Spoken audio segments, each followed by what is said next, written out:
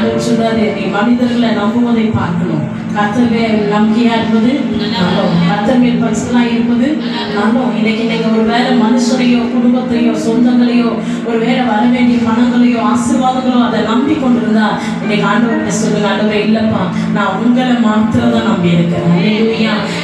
நம்ம எதையாவது ஒன்றை சார்ந்து கொண்டு இருப்போம், உலகத்தையோ மனிதர்களையோ சொந்தங்களையோ ஒருவேளை நன்மை தருகிற நபர்களையோ நம்ம நம்பிக்கொண்டிருப்போம்னு சொன்னா ஒருவேளை அந்த நம்பிக்கை வீண் போகிற காரியங்கள் நடந்துடும். ஆனா கர்த்தர் மேல நம்ம நம்பிக்கை இருக்கும் பொழுது கர்த்தர் சொல்றார், கர்த்தரை நம்புகிறவன் செழிப்பான். அல்லேலூயா.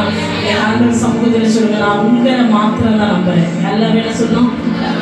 யாரை நம்புறோம்? நம்பலாம் கர்த்தரை மாத்திரம். ஆண்டவரே நான் உங்களை மாத்திரம் நம்புறேன்னு சொல்லும் பொழுது அவர் நம்முடைய நம்பிக்கை வீண் போகாதபடி அற்புதங்களை செய்வார். அல்லேலூயா. அல்லேலூயா. ஆண்டவருடைய சமூகத்தில் நாம் பாடி ஆண்டவரை மகிமைப்படுத்துவோம்.